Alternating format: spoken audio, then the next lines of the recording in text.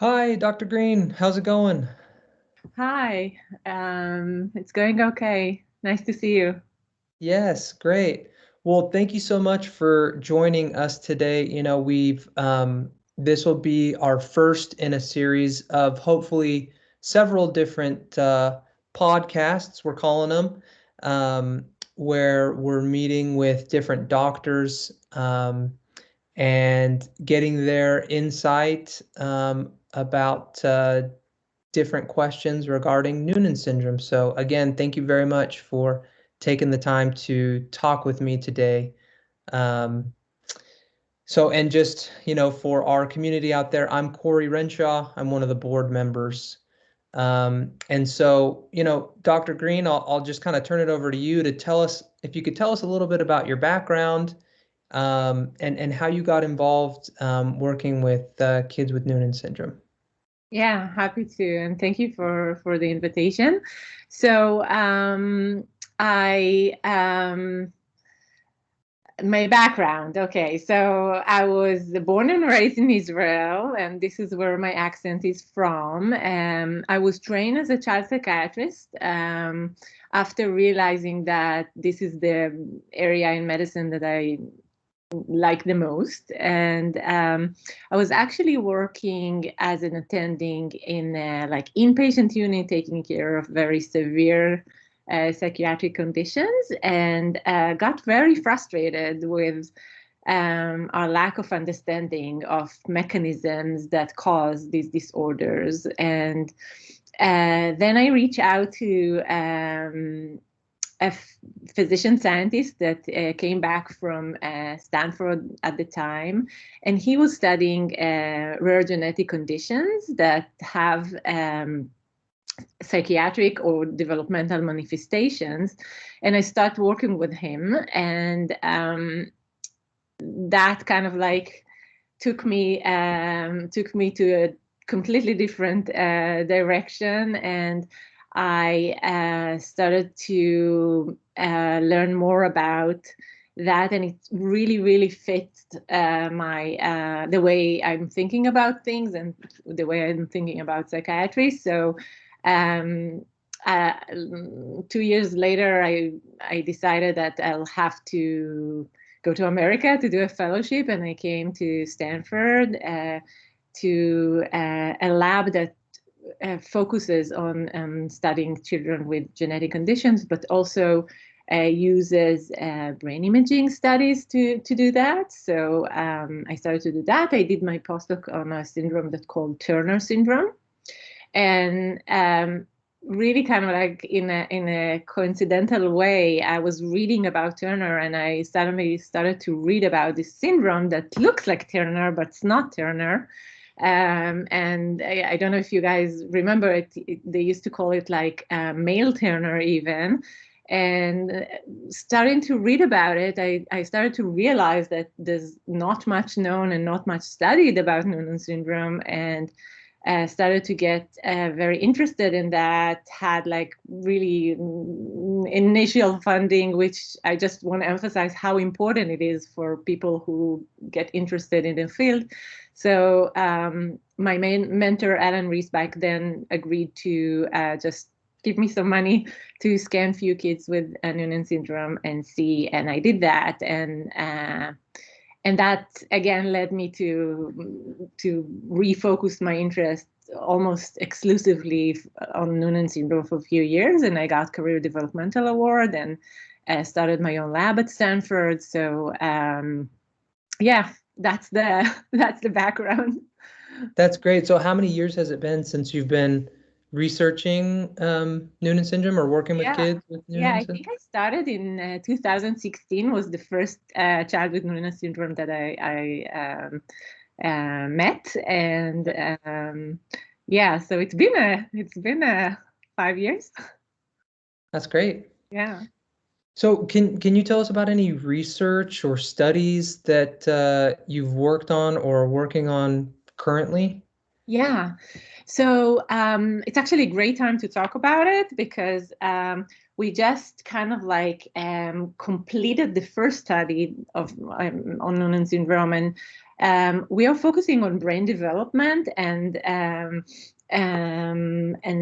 we're interested in brain development because we see that many of the children with Noonan have higher rates or risk to suffer from neurodevelopmental conditions like ADHD or social issues.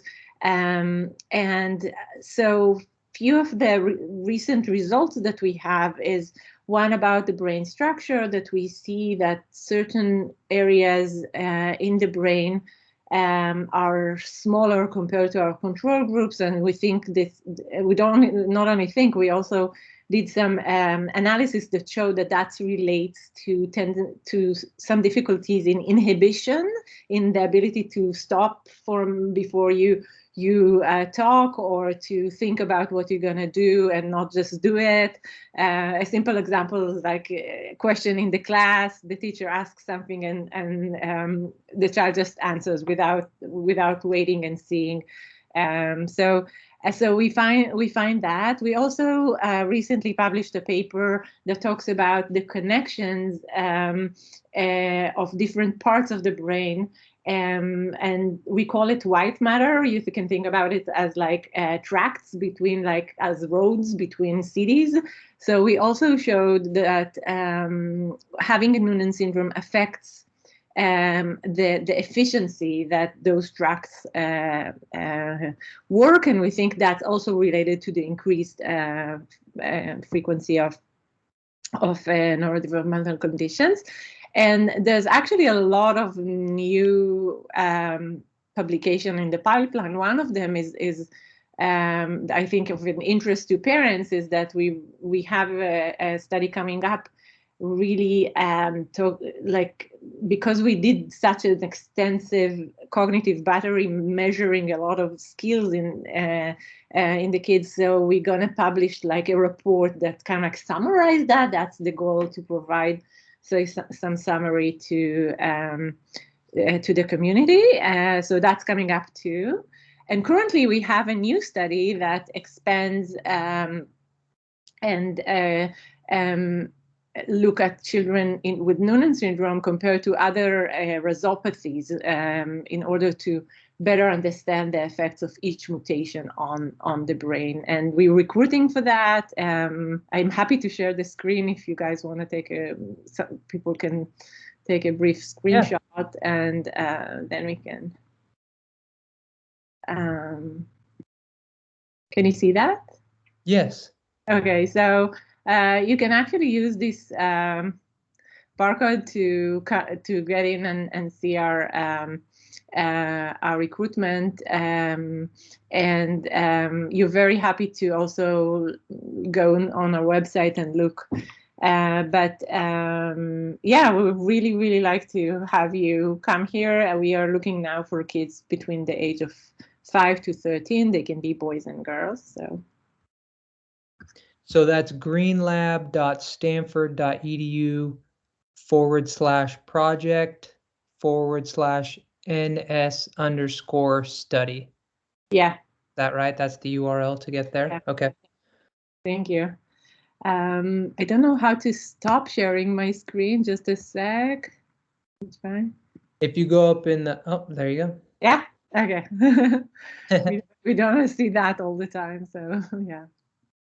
And so that was for ages 5 through 13. Is that 30. What it is? Mm-hmm. Okay. For sometimes we were recruiting only girls or only boys, but now it's a new study, so we have the luxury to now welcome everyone. And the process is usually that you express an interest, and our research assistant call you back and see and tell you about the study and tell you we're going through eligibility, and so it's actually a very nice visit, and we get to see you, so you're more than welcome to travel to Stanford. That's great.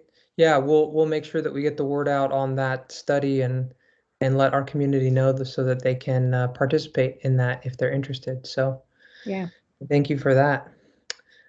So we had also just some members of the community that submitted questions that were interested in various behavioral aspects for you, and so I'll just go into some of those questions. So Sure.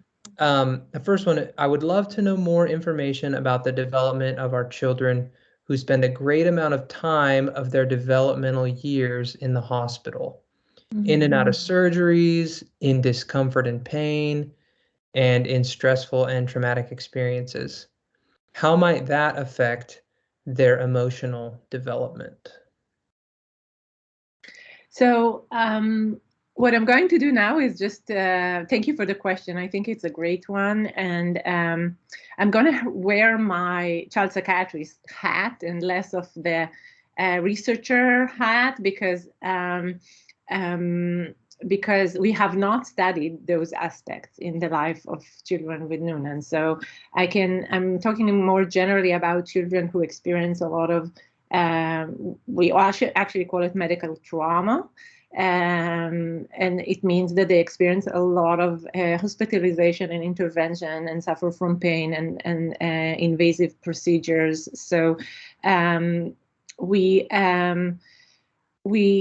definitely see an effect of those experiences, and like I'm sure one of the manifestations that I'm sure many of you guys saw is that the child might develop this aversive or resistance to go to those appointments, and this is one of the signs that things are kind of like going on.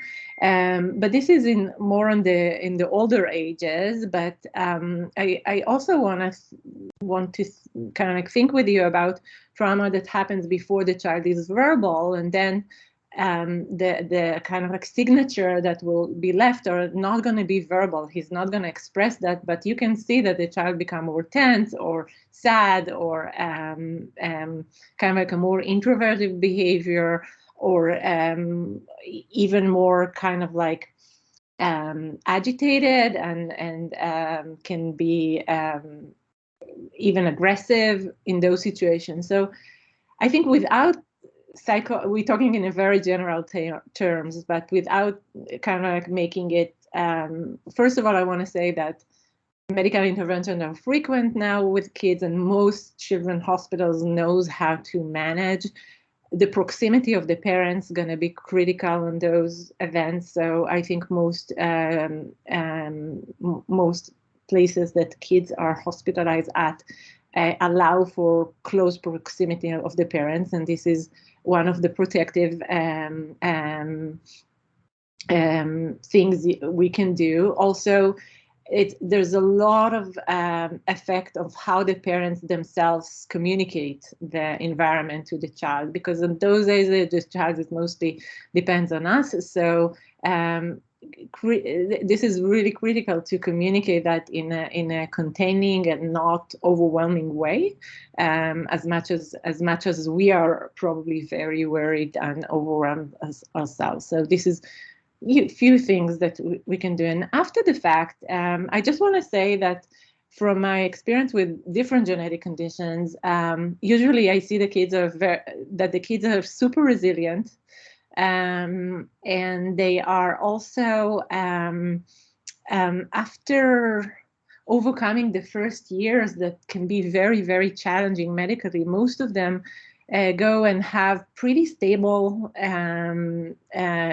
upbringing in terms of medical issues. And if any trauma did happen, this is a great time to address that and go to therapy. It can be play therapy, that we're just recreating those situations and taking more control over them in play, or there's many things that can be done. So if you're noticing that, I think, or you know that your child went through many medical procedures, it's something to think about, that it's definitely can be also addressed in therapy. Okay. So next question, how can I set my child up for success in school and how can I educate the school to best support my kid? Okay, I'm going to give you guys some work now because I actually have a very strong opinion about it, and Okay. I thought about it a lot. So as a child psychiatrist, when I see kids and when I see kids with Noonan syndrome, most of the disorders that are coming, like let's say if we talk about children between the age of 5 to 14, 15 are going to be things that relate to school. If it's attention abilities, if it's hyperactivity, if it's difficulties in social communication. So few things to be aware of is one, school is the main place that those things gonna express themselves. So school definitely needs to be part of the treatment and has to be involved. And I think this is something that as parents I will highly encourage you to ask about it and make this connection between your providers and your school. And more kind of like practically at school, and I hope I'm not talking. I'm practicing in California. So in California, we have 504 plan and IEP plan, and I think it applies for other states. But I encourage parents all the time to, if the child goes to regular education, he does not go to special education schools. That there it's a different story because the child is already been diagnosed and there was someone who was thinking, okay, what individual plan this child need. But if your child goes to a regular class, so I think it's important to let the school know. And if there are any developmental issues, to ask school for assessment, and then school can decide if the child can have a 504 plan, which is a lighter plan in if I can say it like really not professionally. It means that the school knows there's some issues, but these issues does not require individualized education plan, an IEP. But it is good because it flags the child, and let's say there's some clash between your child and another child, and it's because your child just didn't get the social situation that was very complicated. So it puts things in perspective, and he doesn't get reprimanded on things that are related to his developmental stage. In other cases where, for example, there's a dyslexia or more severe social communication issues, the child can be identified as a child that needs an IEP, individual education plan, and then there are like specific resources that being allocated to help him progress. So like my bottom line would be that school has to be your partner, and a lot of the treatments that are needed at that age can be given through the educational system, and appropriately so, because those neurodevelopmental conditions express themselves in learning and social communication that happens at school. Is that like clear? Yeah, so I know the IEPs, I think, are pretty broad, broadly accepted. I don't know if that's the right term, but I know lots of different states have IEPs. The 504, I'm not Yeah, sure yeah, about, and yeah. so I'm actually not sure because I practiced only in California, so it might be. But any plan that is not an IEP, but also not like it's kind of like a midway. And if it doesn't exist, it can be created by you and school, by letting the school know and educate the school about the child needs. Something that I do want to kind of like ask maybe the foundation to do, which I think is very important, is that many times people at school, it's a rare condition, not necessarily they know. You'll say Noonan, it says nothing to them. So I'm always thinking that if we have like a one page explanation about the condition and what it entails, I think, and if parents can share that with school, it's a great way to communicate quickly to teachers and educators what's going on, and it's important. Yeah, I was going to call that out. Actually, we do have a resource for educators, for teachers, and I believe it's available on our website for download. And it's kind of just a little brochure that talks about Noonan syndrome, Fantastic. talks Okay. about, Learn different from you as well. different maybe key challenges that kids with Noonans might face, right? And so I know we've used that with our son, and that's been helpful to just kind of give to a teacher at the beginning of each school year. And so, yeah, that's a great point. Definitely, I'm And gonna download that because it's really needed. Thank you for telling me about it. yeah.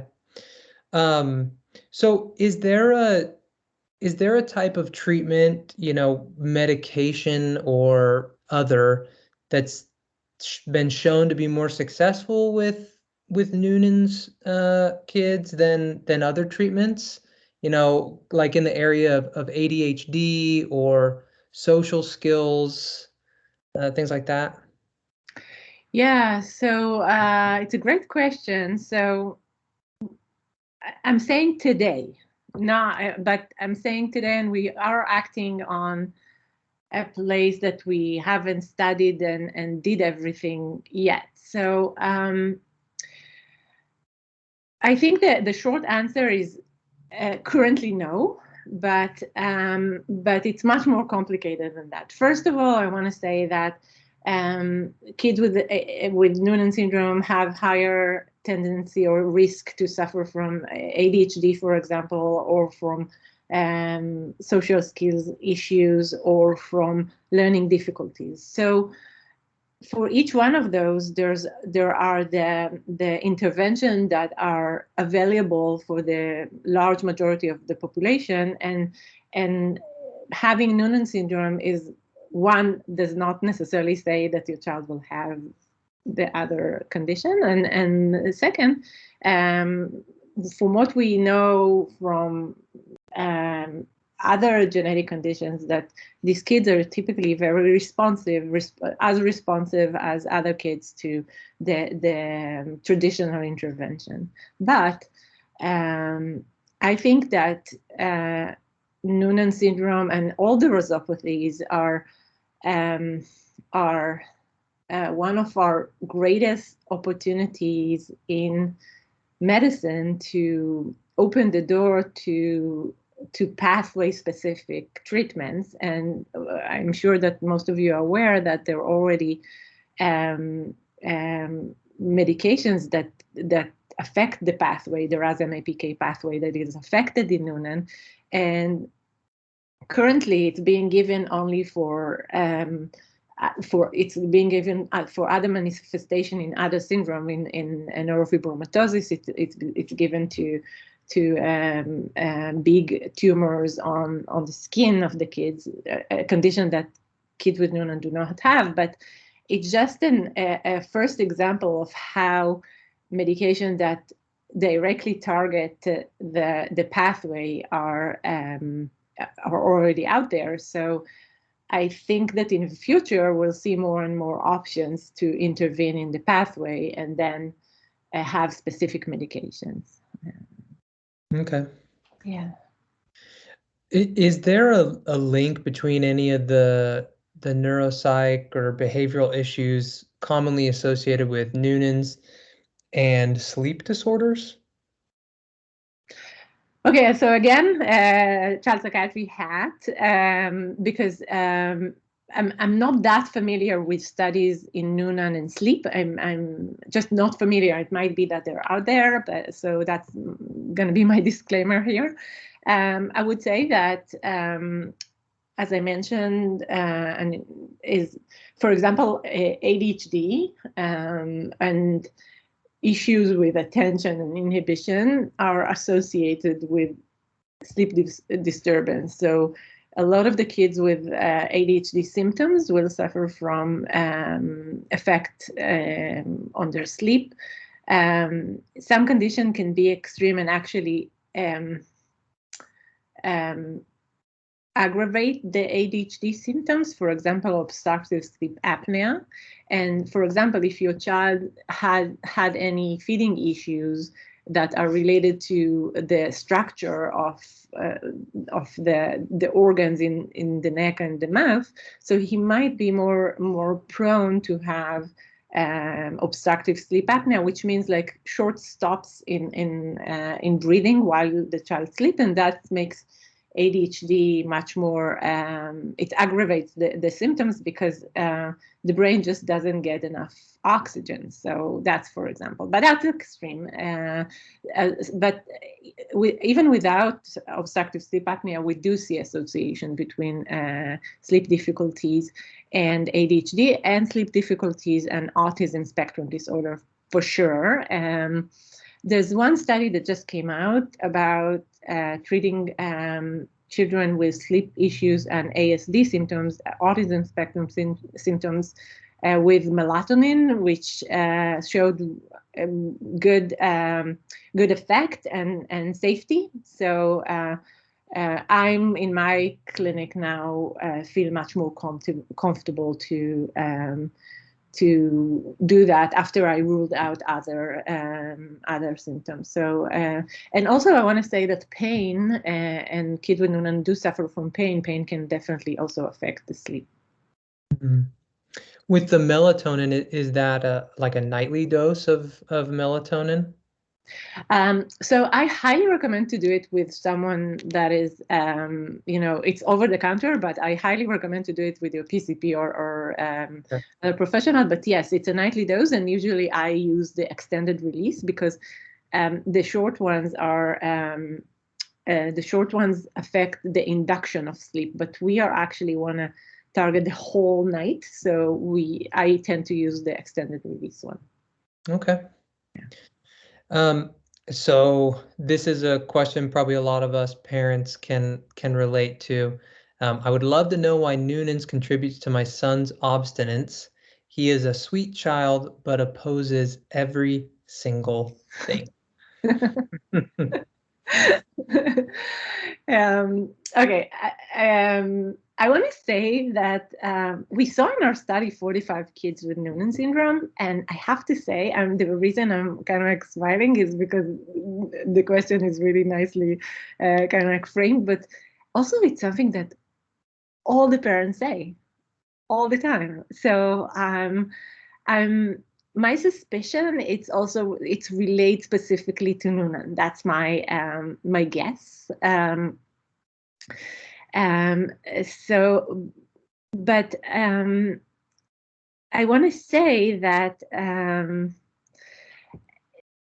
many times the behavior of kids and their tendency to object, we always need to think about it in different domains. And I'm trying to say something very general. I hope I'm not oversimplifying, but I'm just saying, like, trying to understand where it comes from. This is one of I think the best thing you can do, because it can come from different things for different kids, right? Like if the child is anxious, and he's anxious about going to his room, but he doesn't tell you, so he might object to that, and you see it as like difficulties in behavior.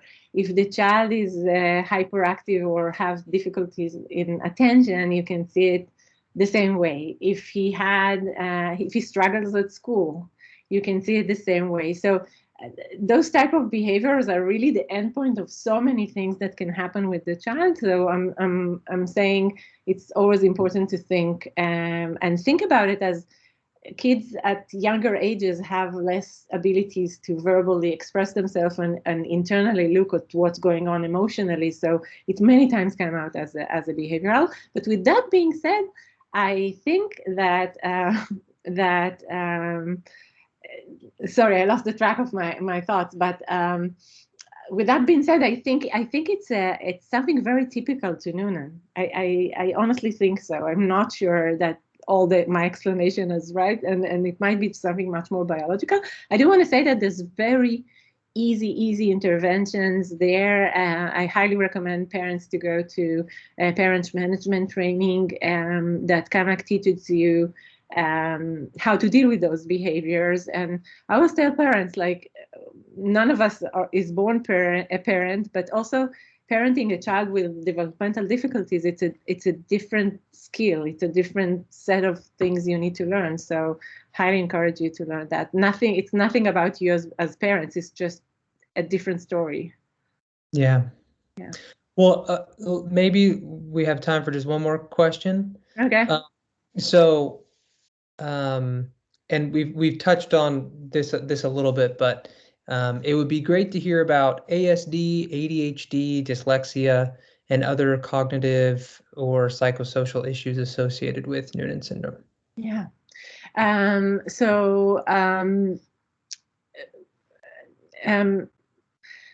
I think that the way to think about it is that we have a risk for all these conditions as in every child.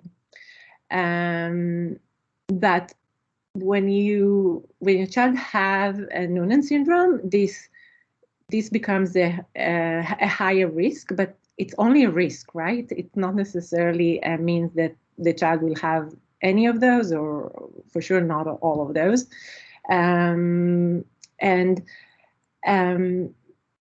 So one thing is I do think that kids with Noonan syndrome should be monitored more closely because they are at this increased risk. And the other thing I want to kind of like want people to think about is that all these conditions are behavioral definitions of behavior. So it might be that the child does not have autism spectrum disorder, but he does struggle with social communication or with play dates or with. So I'm encouraging the parents also to think about domains, like the domain of attention, the domain of social cognition, the domain of inhibition, and less in like labeling with diagnoses, because eventually what we want to improve are those specific domains. And I think like what the child have is Noonan syndrome with a risk to have more difficulties in attention. So not necessarily, like sometimes diagnoses are useful for us because it's a way to communicate and think, but it's not having ADHD and having Noonan is not the same thing. Noonan is something that you can actually follow the pathway, and ADHD is just if I counted the number of symptoms. So it's kind of like a different beast, but I'm thinking specifically about your child and addressing his specific difficulties without getting too much attached to labels. Gotcha. Yeah. Well, and any last thoughts, advice, or resources to share, or anything you want to finish up with? I know I've been asking a lot of questions, but yeah, no. So I encourage you. What I'm trying to do now in order to kind of like make like our community outreach better is to tweet new studies and have a quick summary of them with the images. So you can follow me on Twitter, which is Tamar Green Lab, and hopefully we'll have few new studies coming out soon. So happy to share that, and reach out if you have any questions and concerns, and hopefully we can meet again in conferences and have more direct communication. That would be great. Yeah. Sorry, I'm distracted. I'm looking you up on Twitter right now. Yeah, so I'm gonna follow you. Yeah. Thank you so much for your time. Really appreciate it. Appreciate all the work that you're doing and the research that you're working on. I appreciate it, and I know that a lot of our parents and the rest of our community do as well. So thank you again, Dr. appreciate your commitment as a community. It's really, really you're contributing so much by participating and inviting us to conferences, and I hope this to continue. Okay. Well, thank you again.